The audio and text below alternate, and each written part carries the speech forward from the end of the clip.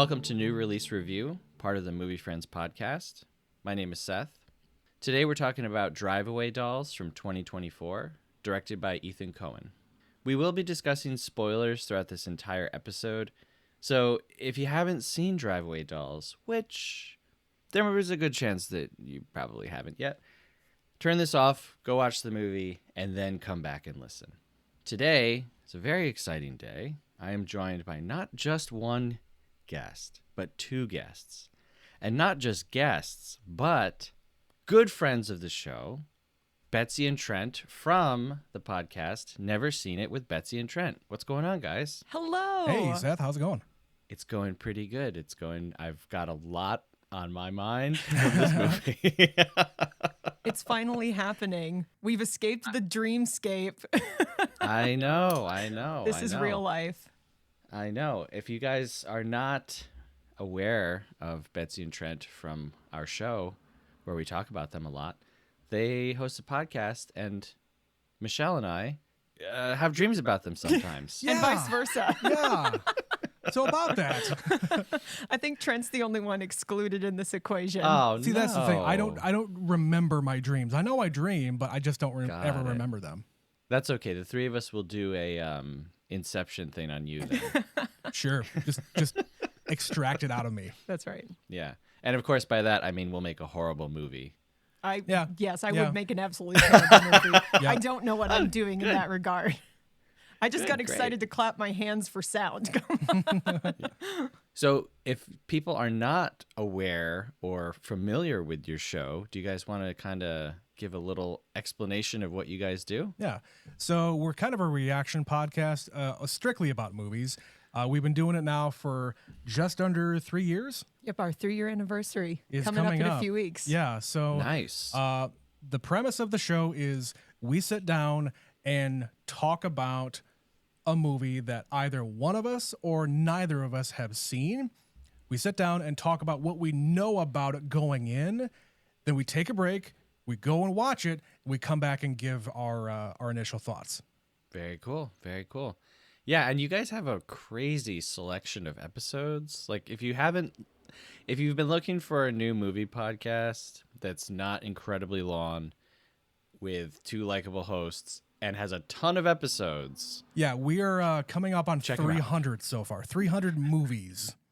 We used to do 2 episodes a week, so we kind of wanted to get the content out there. Yeah. We needed to pump up those numbers. Rookie numbers. Just so that we had something out there for people to listen to. But then last month, January, we decided, you know what? We're going to take that one extra podcast and cut the main show to 1 episode per week on Sundays.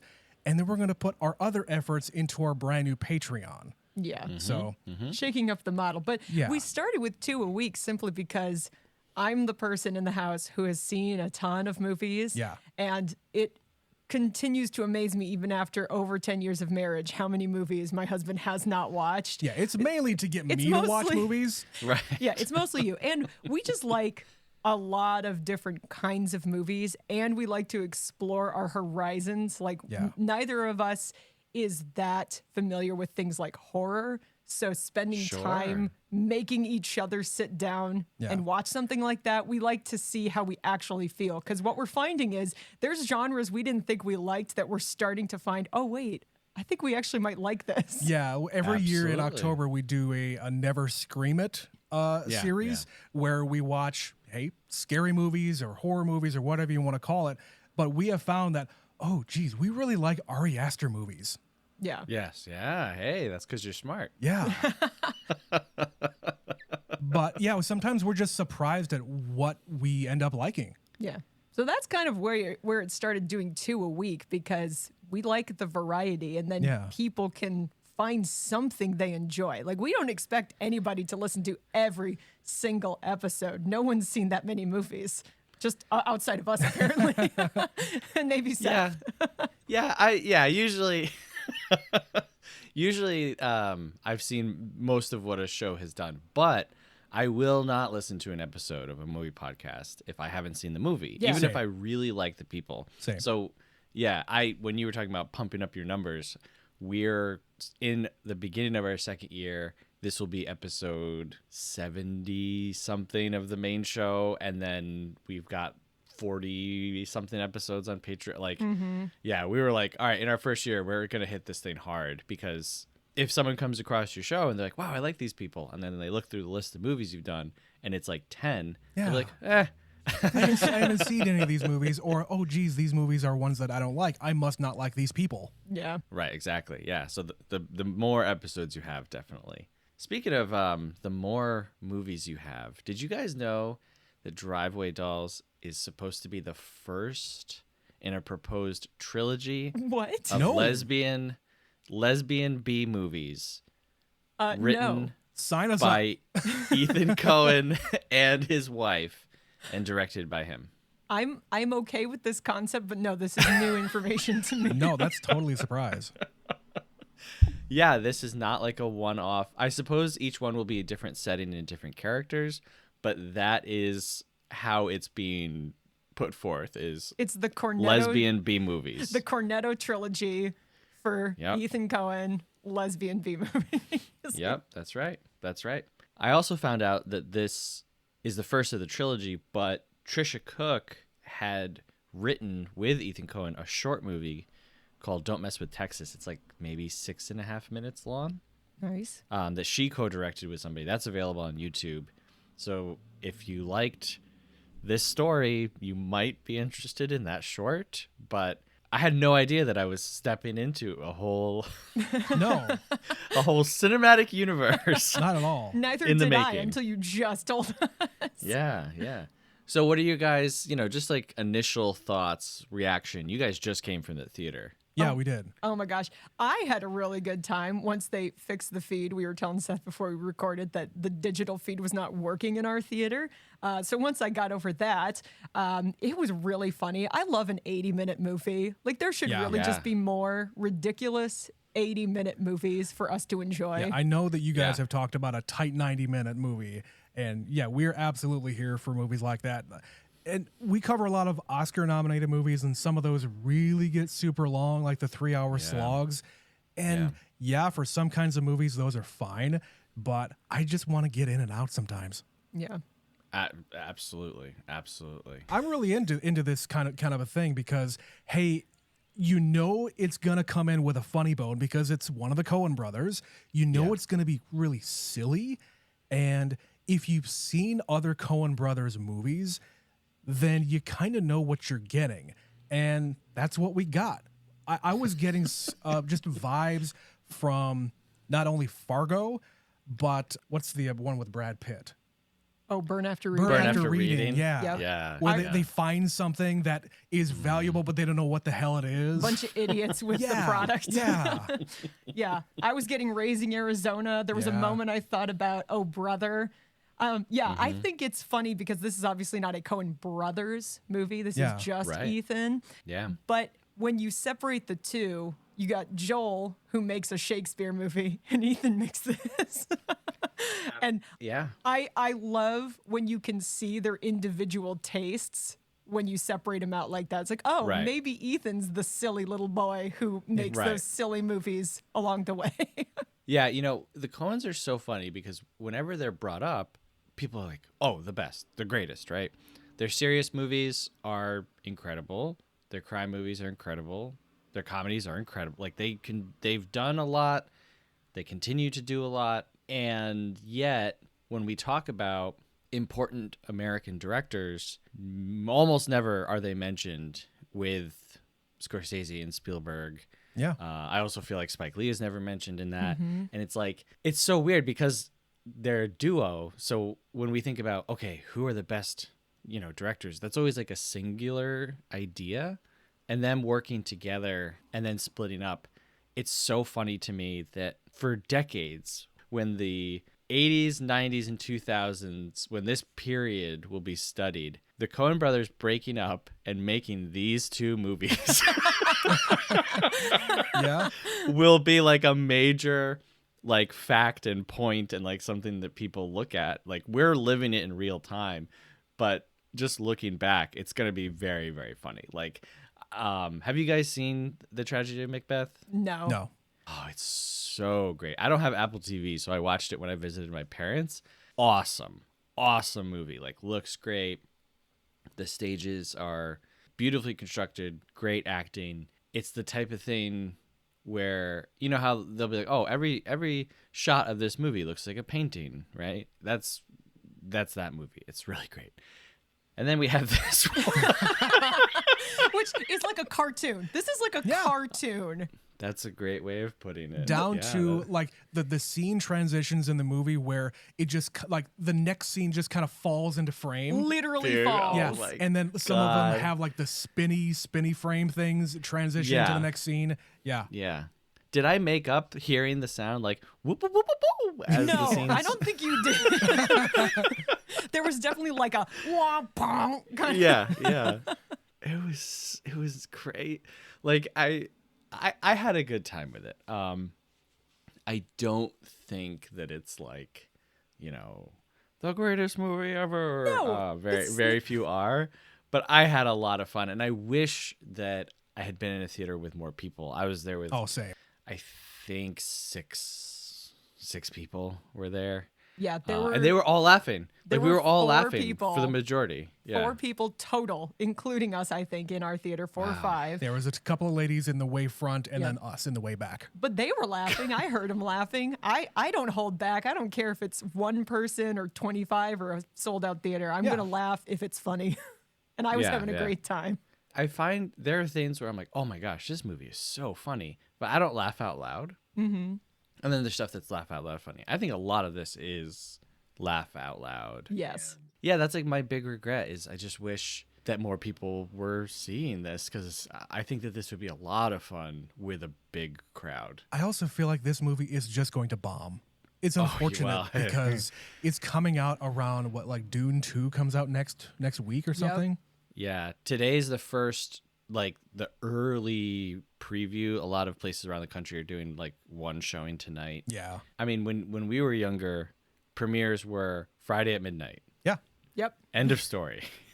And now it's like Wednesday, early access. And you look and it's like 2 o'clock, 4 o'clock, 6 o'clock. I'm like, this isn't early access. You're just premiering earlier. We used to be very precious about movie premieres. Of like, okay, it is this day. This is the day. They're doing all the entire marketing campaign just about this. And then you can show up on a Thursday afternoon. And then it's becoming Wednesday now. Like, we can't even get the movie schedules in our town until Wednesday most of the time, even though movies supposedly start on Wednesday. And we only have 2 theaters, so we're like, is this movie even going to be playing? We were happy it was showing at all. Yeah. Yeah, I experienced the same thing where I'm like, why aren't they putting this on the schedule? And I was talking with a guy who owns one of the local theaters, and he said they don't put anything up on the schedule until they get the hard drive with the movie in their hand. Because he's like, before we've put things on and the delivery comes and we're like loading the machine as people are sitting in the theater. And like, so he's like, from then on, we were just like, nope, we're not listing any tickets until we have the movie in our hands, which makes sense. But that's smart. So the transitions between the scenes, there were a few towards the beginning. I was like, oh, that's interesting. And it felt like almost an experiment in like, how many times can we do this? And it's still funny. And like, how many different ways could we do it? Honestly, I was waiting for a star wipe. Yeah. It would not probably have been out of place. I feel like a lot of this movie was kind of like pushing the limit of like, all right, what is acceptable? What is an acceptable amount of X, Y, and Z? What's an unacceptable amount? And then what is the maximum amount that we can put in and not lose people? In less than 90 minutes. Exactly. And like one of the other things that really, really stood out to me is all of the psychedelic scenes. Yeah. How did you guys feel about that? The first time it happened, I'm like, okay, so we're clearly alluding to whatever is in this case that this point in the movie, we don't know what it is. Yeah, because the first time it's kind of zooming into the trunk of the car and it's alluding to the fact that, okay, something having to do with psychedelics is in this case. But then the next time it's like, why is Miley Cyrus here? And then the third time it's like, what is Miley Cyrus doing? Is she taking a cast of that man's dick? And She yes, is. that's what's happening. That's the plot. That's where we're all after plaster That's right. dildos. That's right. Are you guys familiar with the real woman, Cynthia Plastercaster? No. No. Again, did not know this was real. So I don't know how I became aware of her, but at a certain point in the last few years, I think there's a documentary. I think I'd come across a documentary about her.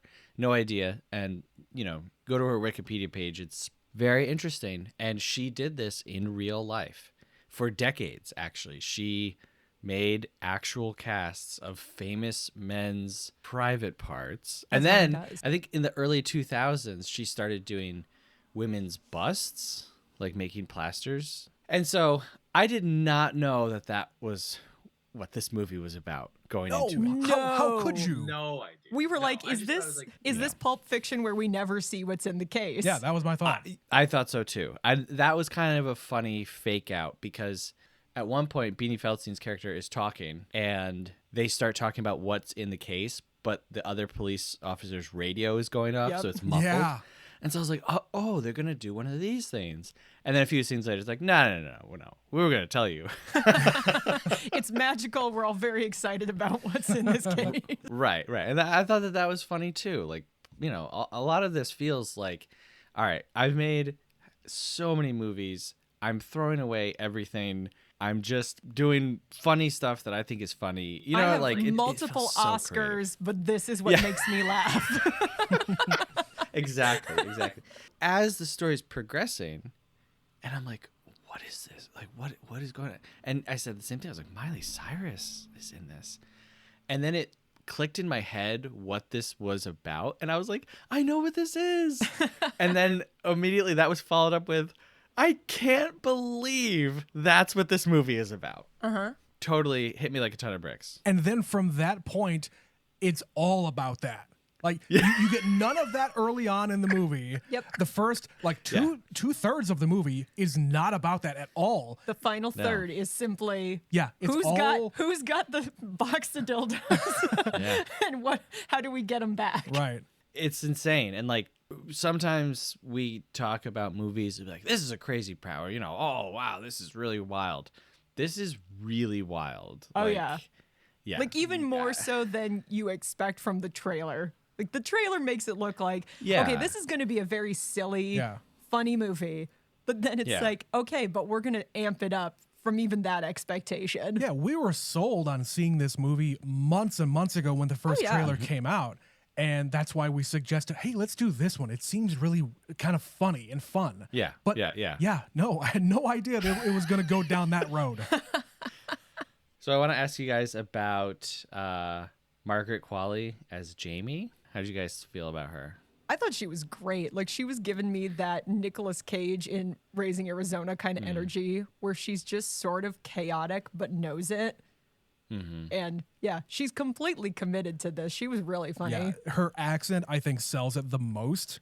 I had a hard time hearing what she was saying sometimes. Like understanding. Yeah, I was like, what did you just say? That's also part of what makes it funny is when you just can't understand. Like there's literally that scene in the bar where the two goons find the guy. The juke joint? Yeah, they're just hey, dude, have you seen these girls? And you can't understand a word that man is saying. I love this. Yeah. It's on purpose. And I feel like that's just a Coen brothers thing. They love those kinds of guys. Yeah. I feel like if the Coen brothers would choose like their favorite Simpsons character, it would be Montgomery Burns because he's this old-timey guy who you can make infinite amount of jokes about that you cannot apply to anybody else. Right. I had a little bit of an advantage in listening to these guys or like the people who have a heavy accent because I work in trucking and I talk to a lot of truck drivers every day. And I have to be able to pierce their accent sometimes. Margaret Qualley was clear as a bell to you. Right. I understood everything she was saying. Got it. Like when she was finally like, I'm from Texas. I was like, oh, is that what that is? Okay. Oh, yeah. That's a heavy Texas accent. It's cartoonish, again, that word. Yep. It's over the top, but it works for the context of what she's doing here. She reminded me most of John Goodman in Big Lebowski. Yeah. And the scenes with Marion and Jamie driving in the car reminded me, like, of all the Coen movies, it reminded me of Big Lebowski the most, because there's just two people. One is, I don't want to say high strung, but just a lot. One is a big personality. The other one is like more laid back, and just the two. Obviously, Marion is a very different character from the dude, but Right. you know, that kind of like amped up dynamic still kind of. The Margaret Qualley character is very much stream of consciousness, the person. Yeah. Like she's having a conversation in the car, and then she sees, a highway sign for a pizza place that she wants to go to, and she swerves the car into the exit to go to the pizza place. Yes, All yes, impulse. Yeah. No thought. So then there's Geraldine Viswanathan as Marion. How'd you guys feel about her? You know, she is also funny, but it's much harder, I think, playing the straight man, which is a weird way to phrase it. The straight man, as it were. She's playing the furthest thing from a straight man. Yeah. But playing against Margaret Qualley when she is always kind of at an 11, and she is supposed to play this like undersexed, repressed 20-something Who works in an office with a Yeah. bunch of straight white men. who corrects their grammar and stuff, you know. That was like the first scene that had me like just laughing out loud when she was like, "Don't use that expression. It's not an expression. It's a word." Anywho. Well, it's Do not I a correct word. how you speak? Actually, yes. It's the traditional like odd couple, like the two people who don't make sense as a duo are the best friends. And by the time it's like, wait, so they're just going to pair up now? Did we need it? I don't know. Like, it kind of made sense in the storyline, but I kind of would be okay in either version of this story if they decide, I guess we're going to date now, versus they don't end up together. I would have been okay Right. with either version. Sure. Yeah, that was kind of, you kind of could see it coming. Yeah. And I mean, I think in real life, opposites do attract, you know, and sometimes Look at us. Yeah, well, yeah. I mean, it's the same thing with me and my wife. You know, there's a loud person and a quiet person, and somehow the two end up together, and the quiet person doesn't kill the loud person somehow. 11 years, baby. I'm still on this planet. That's right. My head has not been decapitated and put on ice in the back of an Aries. Yeah, the preview for this, and I understand, like, I'm not blaming the preview, the trailer in any way.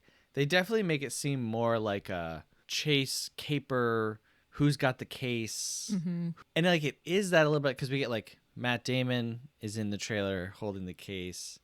Pedro Pascal is in the trailer. I think it is a little bit of a fake out, but also, how else could you market this movie? Like, Oh, yeah. If you didn't have the man of the moment, Pedro Pascal, in the trailer, and then, of course, he dies immediately. Yeah.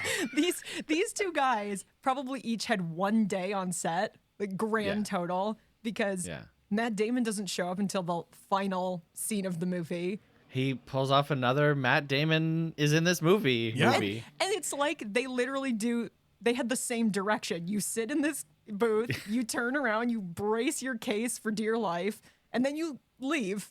And, you know, you both, I guess, die. Matt Damon gets shot in the street, so that was a turn. But to answer the question about the marketing, the only other thing you could really include in a trailer is just more lesbian jokes. Yeah. That's honestly all you could really do. They were pretty tame in the trailer, if I remember.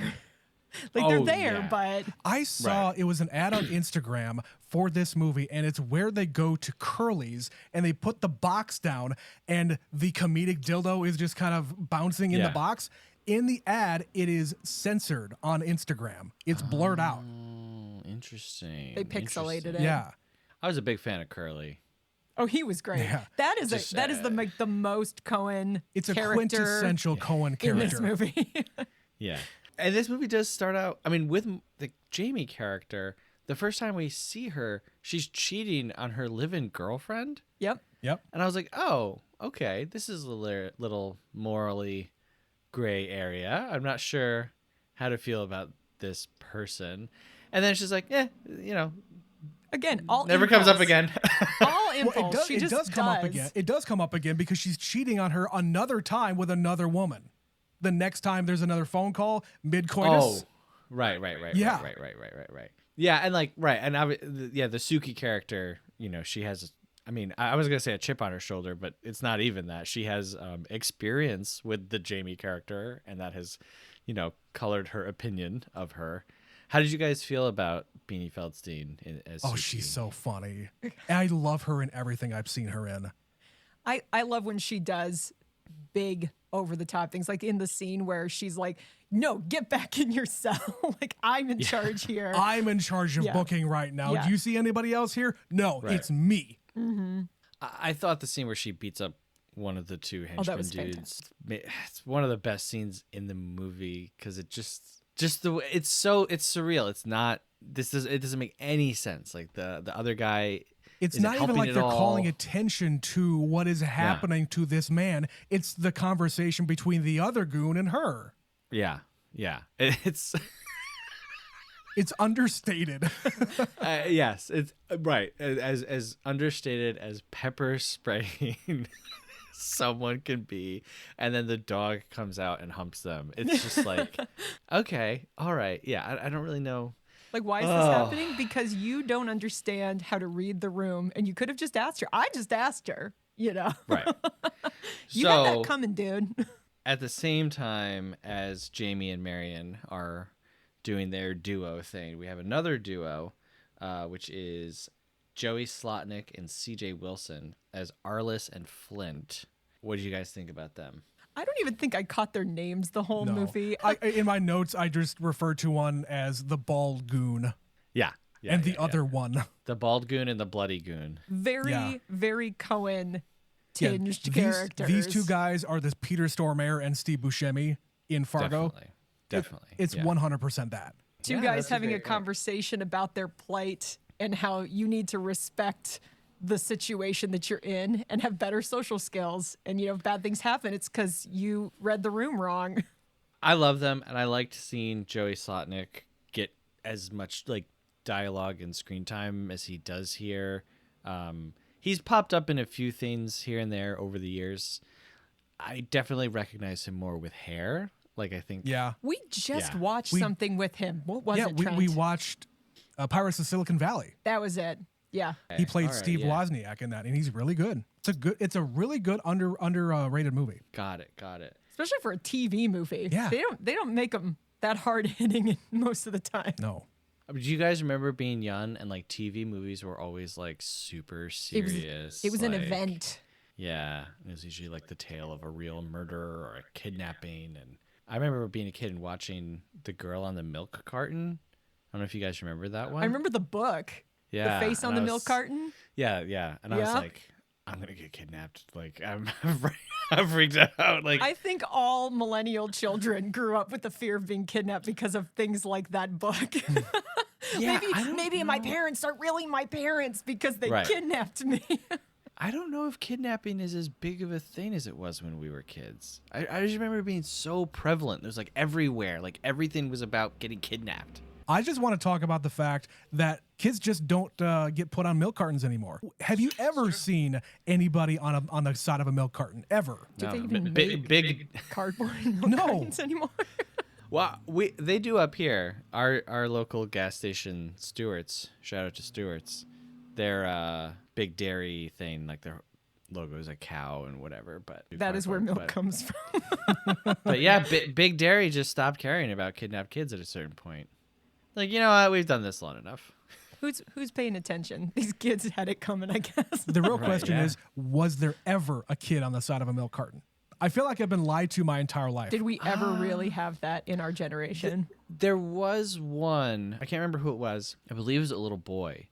But it was the first time they like utilized that tactic. And maybe it was just the one time. I don't know. Changed a generation. Two questions. One, when they're driving at night and they're kind of having a fight, and then a light comes through the passenger window and it turns into Beanie Feldstein's flashlight. Did you guys catch that? No. No. Okay, because I jumped in my seat because it looks like a car is going to hit them.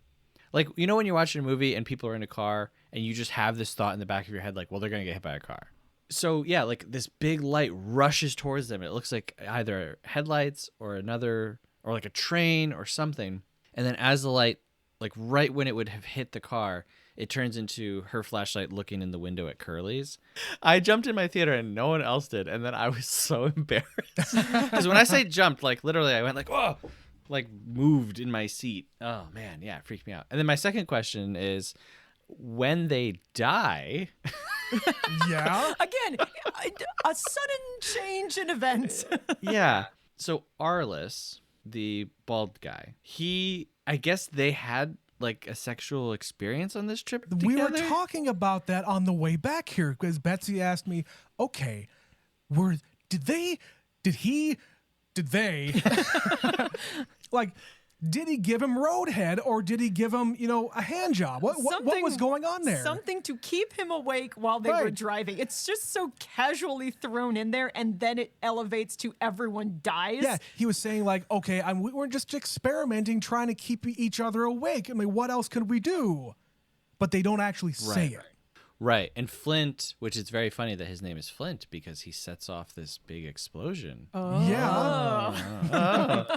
It's like he can't come, like he doesn't even want to acknowledge that it happened, which is like another funny part of their whole dynamic. Like I'm curious to go back and rewatch this now and see like everything that Arliss says to him like really plays out because like Flint doesn't have the social language or maturity to like navigate this situation, so he just shoots him.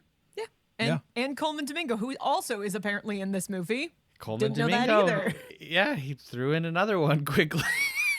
Everybody gets like, he probably had more than one day of filming because he had a lot more scenes, but he probably was still not on set for very long. No, I think he's really funny in this movie. I haven't seen Rustin from last year. Neither have we. I like Coleman Domingo. Yeah. And he's got all-time great voice, I think. Oh, yeah. A good voice goes a long way for us. Like, we talk about all of the great voices in Game of Thrones, all of those old British voices that they just burrow into your soul. Sure, Charles Dance, man. Yeah. Right. And speaking of Game of Thrones, we had the obligatory thumb smashing into the eyeballs. We did that again to Pedro Pascal in this movie. Like, why not really just go for it? Clearly, the corkscrew and the pen in the neck wasn't enough. It wasn't enough. Those were both pretty funny. I was like, I don't know that would make you choke so much as just scream and clutch your neck. But okay. If they got your vein, they would. Yeah, you'd probably be. I thought it was funny when he was like trying to unscrew out of his neck. But here's my question: why did they take his head? I couldn't understand why they took his head. There was no resolution to that. Maybe to send a message, because like all of that, like the high drama of the mystery that the movie starts out with, whittles down to just such nothing. Yeah, right. There was kind of no point. Yeah, and so it's like by the time we get to just like, hey, look, I slept with this woman years ago and she took a cast of my penis and I didn't know, and now I need it. I'm a senator. That's pretty low. I mean, high stakes for him, but it's not like we're dealing with a criminal enterprise and that we kind of think that we are embroiled in this like international mystery to begin with. And then it's just like, nah, he was a collector and he was going to sell them. So I don't know. I don't know what all these mafia tactics are. And clearly you did not need to kill the man. He was just going to hand it over. He says, oh, yeah, over my dead body. And yeah, it was just kind of nothing. Like, why? And what was with the ceremonial, him running down the alleyway with the saw to saw his head off? Yeah. I'm coming. I'm coming. I'm bringing the saw. I have no idea. I was kind of in a bad mood last night. Like I had a really weird day at work and this movie wasn't starting until like 10. And so I was like, oh man, I'm trying real hard to be happy here. And I was so glad that I was able to just like let go and just throw my hands up in the air. Like I have no idea what this movie is. And it sucks because from what I've seen from the response to this movie, it seems like people really don't like this that much. Yeah, they're pretty mixed. Like, I think it's sitting at like 70%, but let's be honest, for a comedy, that's pretty good. Like on Rotten true. Tomatoes, I don't hold that to gospel. I like what I like, and there are some movies that have terrible percentages that were like, oh no, you could be wrong. Especially comedies in general. Especially comedies. Yeah. I think if people are taking this like really seriously, do you see what this movie is about? I don't think it's meant to be serious. Like you said at the beginning, it's a B movie lesbian trilogy, apparently. Yeah. Like, why not? Who knows now after this one is like. I saw something where Ethan Coen was saying, I don't know if critics are going to really get it or like it, but I don't care. Which is a good attitude. They have made a lifetime of making movies where I think they just do what they want to do. And sometimes people love it and some fly under the radar a little bit more. They win Oscars and Best Picture and all kinds of things. And then they make this one. He's like, I can make what I want. Absolutely. I mean, I can't think of somebody who's been, this duo for American films. Like, we would look at like, and I think this is incorrect, but you look at like Quentin Tarantino, right, as influencing a generation of filmmakers. But the Coen brothers, like... Seriously. So I think that they've earned the right. I think that he's earned the right to do this. Yeah. And I'm glad that he did, because some stuff doesn't land, but the stuff that does is so weird that if it had gone through, maybe we should pull back here. Like maybe this should be more palatable. We'd be missing out on some very memorable nutso stuff.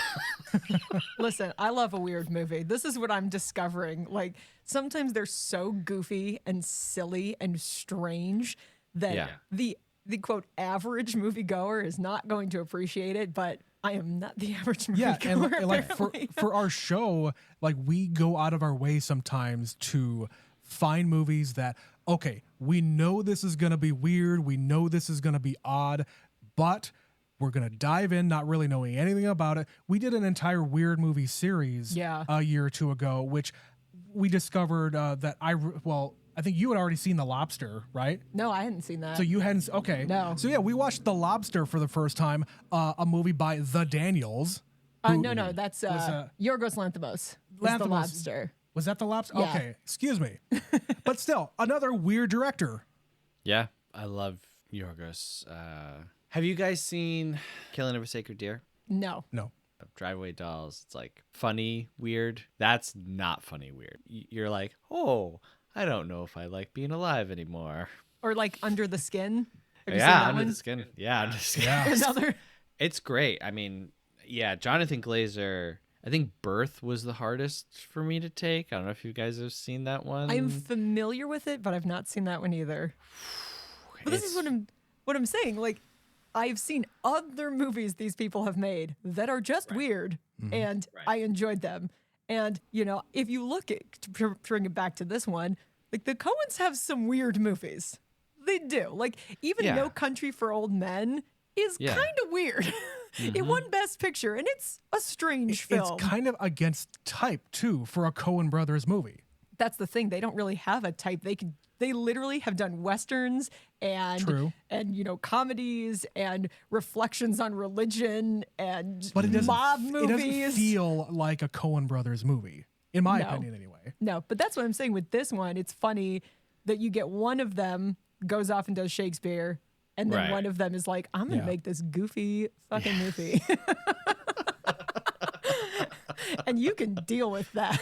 And honestly, it just felt like we're inside of the Coen brothers filmography. I agree. And I don't think it was intentional, but like you guys were saying towards the beginning, there were so many parts of this that felt like, oh, I'm getting little hints of this and little hints of that. And it feels like a lot of things kind of mixed together. And like I said, just pushing it to what's the acceptable level, what's the crazy level, and what's the maximum amount that we can do here. And they were like, yeah, let's do the maximum amount. How did you guys feel about this being in 1999? I was just going to ask the same question, honestly. I, again, did not know that. I don't know if it added or took away anything other than they could make a Ralph Nader joke. Right. Yeah. They had references to Al Gore and Ralph Nader. The fact that they just didn't have cell phones because you could just not have a cell phone in 1999. And yeah, if they had cell phones in this, they would just be calling Suki and calling their, If they have the law ants enforcement contacts, as they say, they could just pull up their GPS. Where are they? right. Yeah. With their Right, phone. exactly. There's so many things that it's like, oh, and I don't mind technology and cell phones in media nowadays because there are still crazy real world stories that are happening in the world. It's not like everything is boring in real life. Yeah, as long as it's used smartly. Yeah. Like there's so many different really good ways to depict people texting back and forth. And texting is a really old thing by now. Mm-hmm. But what was the movie we watched that was kind of like the Cyrano thing on Netflix? It's kind of like, what? The Cyrano story. Oh, the half of it. The half of it, yeah. Yeah. They had a really good back and forth where like somebody is out in a car telling the person inside of a building what to say to the other person. It's a modern day Cyrano story. Right. And she's texting two people simultaneously who are across the table from each other. Right. Got it. So if you're able to take that technology and use it smartly like that, I think it adds to it because everybody can recognize, oh, I have a cell phone. I know how texting works. Right. Yeah. Yeah, definitely. So it's interesting, like you guys were saying, it doesn't necessarily add anything to the story, but it removes a lot of what would make this story not happen. The only thing I would say it adds is, hey, this is 1999 and people aren't all that comfortable with lesbians yet. Right. That's really all I can say about it. They had the Y2K reference at the bar at the Gotta have a Y2K joke. Right, and then it's never mentioned again. I did really like when Margaret Qualley was at the hotel asking the front desk guy, hey, do you know where, the local bar is? Or is it like a feminist bookstore? Any of those things? Where's the nearest lesbian bookstore? Do you take this card? It donates funds back to. Yes, that was also, I thought that was pretty funny. Did you guys notice that the champagne kept changing levels? Yes. Trent is sitting there putting his hand up and down as they keep cutting back and forth. Right. And so it's like, at this point, everyone who's there, they know what they're doing. These are talented filmmakers. And so when you see something like that, I think if people aren't in on the joke, that would be something that you'd point out and be like, see, this sucks. Look, oh, that's so unbelievable. But it's a joke. It's a joke about movies. Yeah, it's so obvious. It's not a mistake. Well, and these guys do their own editing. That is a well-known, the best kept, not a secret. Everybody knows that they won an Oscar under a pseudonym for editing. Mm-hmm. But, that's just what they like to do. They like to be in control. So if it's very inconsistent with the level of champagne, I'm pretty sure they knew that going in. Right. I also loved towards the end when Marion hands over the case. They say, "Are they all here?" And she says, "Count them." I was like, okay. Did we do the right thing? I don't know. Yes. Right. And that's like Burn After Reading, right? At the very, very end with J.K. Simmons, when he's like, "What did we learn?" What lessons? You guys like, I don't know. I don't know. And he's like, all right, whatever. And they close the folder and the movie ends. That is seriously something in a lot of the Coen projects is everything is status quo at the end. Nothing has changed for anybody in this movie. Go back to their filmography. It is pretty common. Yeah. And like No Country for Old Men, not to spoil No Country for Old Men, and I'm not going to, but people love that movie to a certain point and a certain scene. And then they're like, huh? Like, what? Yeah, wait, what happened? And the way that that's handled, and that it just kind of is, and then the movie just kind of is not, and that's it. That's the end. And it's worked for them many times, and so I think here, the ending when we finally meet the aunt, and then the movie's just kind of over. I was like, all right, yeah, I'm into Henry it. James, Drive Away Dolls. What was up with that? I was trying to understand because I've never read Henry James. I know Henry James is an author, but the fact that so many people are reading Henry James and making references to this author throughout, I don't understand the joke here. I don't quite get that reference. Yeah, and I don't know if, again, it's just kind of another like joke about movies. Maybe. Like that we're now thinking like, wait, is this based on a Henry James Right. story? And then it's like, no, we just said that. Why? Because we can. Okay. It's my movie. I'm going to say whatever I want. Henry James. Right. It's like at the Right. beginning of Talladega Nights where they have the quote on the screen. It says, I love hot, nasty speed, and it's Eleanor Roosevelt. Exactly. It doesn't make sense. It doesn't need to be there, but it's funny. So I put it in there. Exactly. Did you guys have any favorite parts or characters or lines that we didn't talk about? I didn't take that many notes, honestly, in this You never one. do. I don't usually, but sometimes I have many, many moments that I need to bring up, and That's- we've kind of talked about them. That's why we sit in the back, because we have our phones out taking notes. We're those people.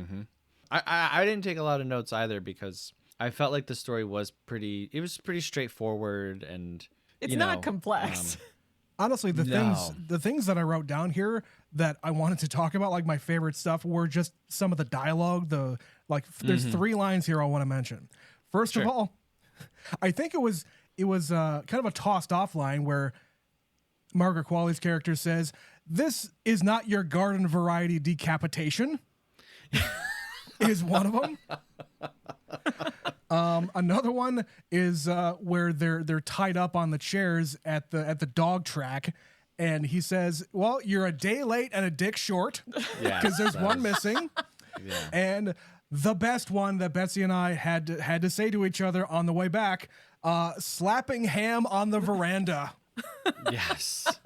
That whole little speech of his is like, okay, all right. What are you talking? Like, where are we? It made no sense. I No, didn't no, understand not the at all. point of that whole speech at all. He's just talking about having sex with a woman.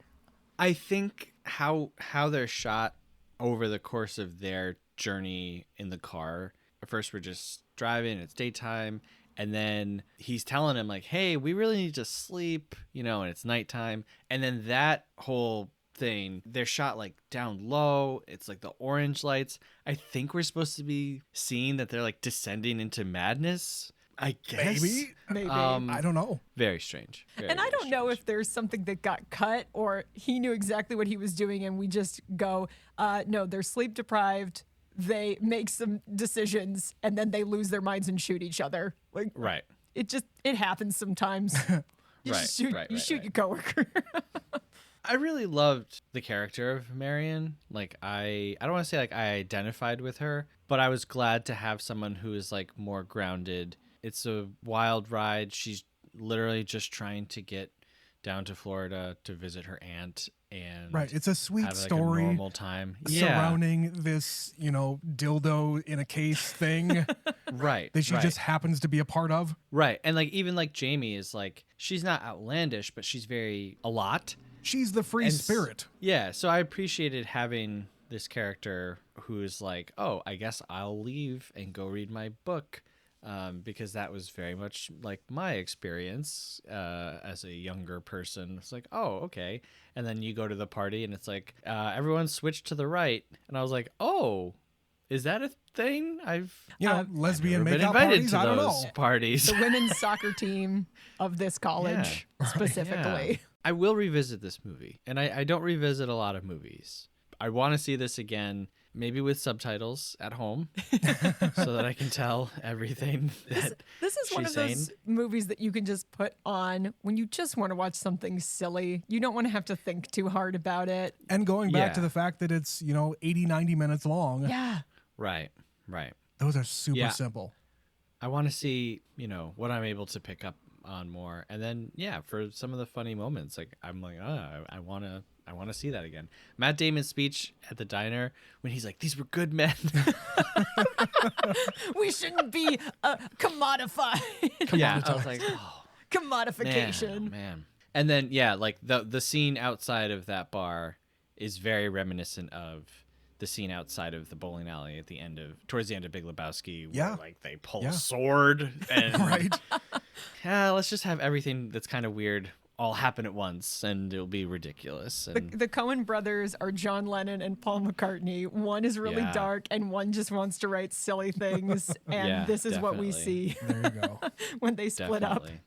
And I'm glad. I know that they're coming back together. They just announced I don't they're think going to do a it's- horror movie. It's like a formal, we've broken up, like the Safdie brothers came out and made like a whole thing about it. I think they Yeah. just really wanted to try something on their own because for 40 Yeah. years they've been paired up. And what happens if they're not? Yeah. I like that they're coming back together. I like that they're still doing more things. I love that this movie is supposed to be the start of a trilogy. I love all of it. We don't usually like rate the movies for these types of episodes. I recommend watching this if you're a fan of the Coen brothers. If you're not, you probably won't enjoy this that much unless you just really like funny comedies. But I think, Trent, you said it very, very well, that this is, it's like you've been thrown into the world of all of their movies at the same time. Yeah. Yeah. So if you're a Coen fan, definitely check it out. I agree. Like I had a great time. I was laughing really hard in the theater, and we don't go to a lot of comedies in the theater just because it is such a crapshoot. But when there's Yeah. names behind it that I'm like, I trust this filmmaker, I will give you my money. Here's my money. I'm going to see your movie. Yeah, absolutely. Absolutely. So guys, where can people find you on the internet? Betsy, take it away. Well, the podcast, most of it is going to be on Twitter, but we're also on Instagram. Podcast is Never Seen It _pod on both of those. Nope. No. What's the Instagram? I haven't done this in a while. Twitter is never seen it _pod. Never Seen It pod 1. And then Never Seen It Pod Okay. 1 on Instagram. Betsy and I are both on Twitter. You can find just go to the podcast page. You can find both of our tags on there. Those are the main places. Yeah, and of course, never seen it with Betsy and Trent on all podcast services nationwide, worldwide, really. That's right. Worldwide. And That's right. yeah, like we said, we also launched a Patreon last January, patreon.com/neverseenitpod, where we have 4 other shows where we also talk about movies and, some special things thrown in there every so often. It is easily the dumbest stuff we have done we're- to date. It's really silly. We're having a lot of fun over on Patreon. Yeah, for us, we do a lot of really ridiculous stuff because it's like, you know what? People are only listening to this if they like us. Yeah, Yeah. totally. Oh, yeah. So we can kind of do whatever we want. Listen, did we make a joke that we travel through time using a microwave? We might have, There you go. There you go. but you'd Love have to it. tune in to find that out. And you should definitely tune in to hear about that and all the other stuff that they have going on. Their show is one of my favorite movie podcasts. Aw, Well, thank you. And yeah, it should be one of yours too. we agree. We listen to our podcast all the time. That's right. Hey, you got to pump up those numbers somehow, right? That's right. Hey, if you're listening to this, we'd love it if you send us an email, moviefriendspodcast@gmail.com. Let us know if you were one of the 20 people to see Driveway Dolls in its opening weekend. Tell us what you think. We'd also love it if you'd subscribe, rate, and review the show.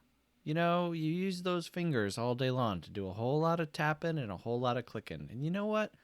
None of it does any good. I got to tell you, it's all worthless, meaningless stuff. And so why not use a few of those taps to change someone's life, mine, by giving us a rating and a review? That's Costs right, you nothing. folks. It costs you nothing, and it's the only thing that I think you do all day that has any value.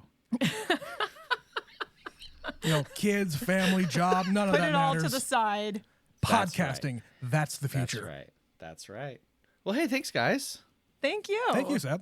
I'm glad we This is- finally figured out a time to do this. Absolutely. Absolutely. Yeah. Come back anytime you want. Hopefully before, the Coens put out another movie. We'll see. They've got a back catalog. We could go back to some other ones we haven't seen yet. Yeah. Yeah. Well, thanks again, guys. This was great. This is a lot of fun. We'll do it again. Thank you very much for listening. Have a good one. Movie Friends is produced by Seth Vargas and Michelle Rubenstein. Music by Anthony Pecora. If you like the show, please subscribe and give us a rating. It really helps us find new friends. Thanks.